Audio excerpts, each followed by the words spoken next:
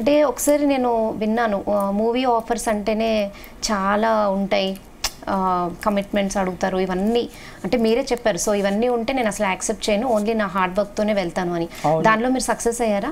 అవును, అయ్యాను. కాబట్టి ఇప్పుడు నా మూవీస్ వస్తున్నాయి కదా, స్లోగా అయినా కూడా కన్సిస్టెన్సీ ఉంది.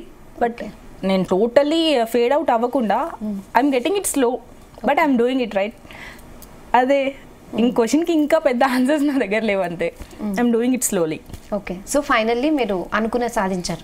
Yes, I'm very happy. But కొంచెం అండ్ మూవీ ఇండస్ట్రీలో 100% అలా ఉంటుందని ఏం లేదు.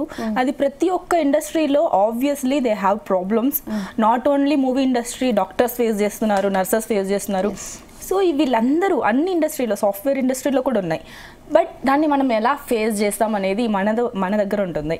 మనం ఇప్పుడు ధైర్యంగా నిల్చొని అంటే మనము ఫేస్ చేసి బయటకి రాగలము అంటే అది మన మీద ఉంటుంది, ఎంత ధైర్యంగా మనం ఫేస్ చేస్తాం అనేది. అంటే ఎవరైనా ఫేస్ చేస్తారు, లైఫ్లో ఉంటుంది. మన అమ్మాయిలను పుట్టిన వెంటనే ఆబ్వియస్లీ మనకి సొసైటీ నుంచి మనం ఫస్ట్ ఎదుర్కొంటాం. అది మన లైఫ్ ప్యాటర్న్. బికాజ్ ఆఫ్ అబ్బాయిలు అలా ఉంటారు, ఆబ్వియస్లీ కామన్. కొంతమంది ఉంటారు, 100% కాదు. నువ్వు ఎప్పుడైతే గట్టిగా నమ్ముకుంటావు, నువ్వు ఎలాంటి డిఫికల్టీ నుంచి కూడా బయటికి రావచ్చు. ఓకే, సో అంటే ఇప్పుడు మీరు చెప్పారు అందరికీ ఉంటాయి, కరెక్టే, కానీ ఎవరు బయటకు చెప్పరు. అంటే మీరు బోల్డ్గా అన్ని స్టేట్మెంట్స్ ఇచ్చారు. సో దీని మీద ఏమంటారు?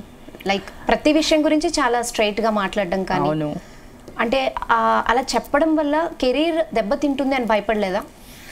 కెరీర్ ఎలా దెబ్బతింటుంది? నేను చెప్పిన వర్డ్స్ వల్ల నా కెరీర్ ఎందుకు ఎఫెక్ట్ అవుతుంది? నేను చేసే పని మీద నాకు కెరీర్ అనేది నిలబడుతుంది.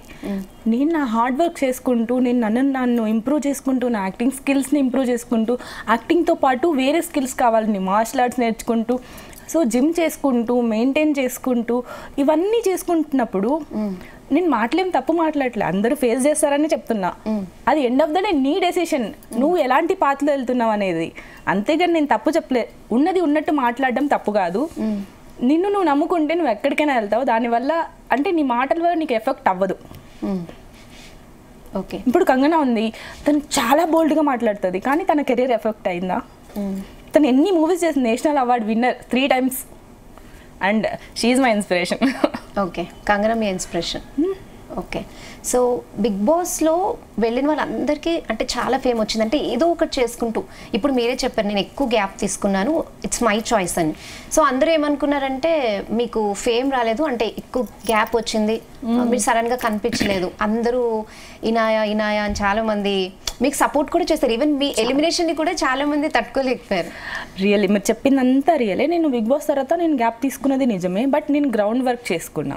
ఓకే, నేను మూవీస్లో కనిపించాలనేది నా అల్టిమేట్ గోల్ అన్నప్పుడు I have to do some ground work కదా. ఆ గ్రౌండ్ వర్క్కి టైం తీసుకున్నా, అండ్ ఫస్ట్ బేస్మెంట్ క్రియేట్ చేసుకోవాలి కదా.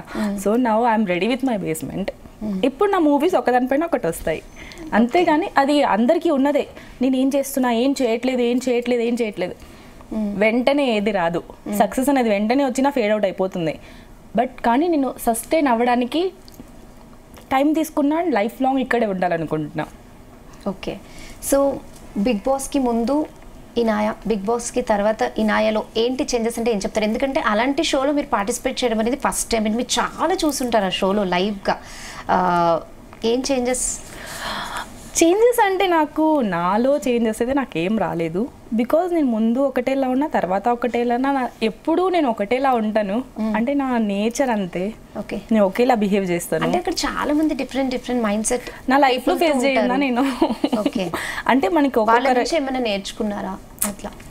వాళ్ళే నన్ను చూసి నేర్చుకుంటారు మేబీ. ఓకే, నేనైతే ఎవరిని చూసి ఏం నేర్చుకోలేదు. నేను నా సిచ్యువేషన్స్ని చూసి నేను నేర్చుకుంటా 100%. ఇప్పుడు నేను ఒక తప్పు చేస్తే నెక్స్ట్ టైం ఆ తప్పు చేయకూడదని నేర్చుకుంటా. ఇప్పుడు ఒక మంచి పని చేస్తే ఇలా జరుగుతుంది కాబట్టి ఈ మంచిని తీసుకుంటా. సో నేను నా మిస్టేక్స్ నుంచి నేను నేర్చుకుంటా, కానీ అవతల చూసి నేర్చుకోవట్లే. చాలా మంచి క్లారిటీ ఉంది లైఫ్ మీద మీకు ఫుల్. సో ఎలా హౌ అంటే ఎప్పుడైనా మనం నార్మల్గా మన పేరెంట్స్ అంటే వాళ్ళ కింద ఉండి మనం అన్ని వాళ్ళే చూసుకుని ఒక క్వీన్ లాగా పెంచినప్పుడు మనకు అర్థం కాదు. నేను కూడా అప్పుడు నాకు ఏం తెలియదు. I was a dumb kid. నేను చాలా డంబ్గా ఉన్నా. నాకు అసలు ఏం తెలియదు. పక్కకి వెళ్ళే షాప్లో ఏదైనా తీసుకురావాలంటే కూడా నాకు తెలియదు. నన్ను ఒక క్వీన్లా పెంచేశారు. ఆఫ్టర్ సర్కమ్స్టెన్సెస్ మార్చేసి నేను జాబ్కి వెళ్ళడం స్టార్ట్ అయ్యి నేను డబ్బులు సంపాదించి నేను బతికి అండ్ మా ఫ్యామిలీని లైక్ వాళ్ళని పోషించేటప్పుడు ఆ సిట్యువేషన్లో నేను చాలా నేర్చుకున్నా. ఈ ప్రపంచంతో ఫైట్ చేయడం, ఇండివిజువల్గా ఒక ఉమెన్ ఫైట్ చేయడం నేను నేర్చుకున్నా. బికాస్ ఆఫ్ ఓన్లీ నేను బయటకు వెళ్ళి నేను చేయగలిగాను కాబట్టి జాబ్ చేశాను, ఉన్నాను, నేను ఎర్న్ చేశాను మనీ, దాంతో మా ఫ్యామిలీని చూసుకున్నాను. ఇవన్నీ నాకు ఇంకా ఆ టైంలో నేను ఎదుర్కొన్న ఇన్సిడెంట్స్ అన్నీ నాకు లైఫ్ లెసన్స్గా మారిపోయాయి. ఇంకా దాని తర్వాత కాన్ఫిడెన్స్ లెవెల్ టూ మచ్ పెరిగిపోయింది. ఓకే, అంటే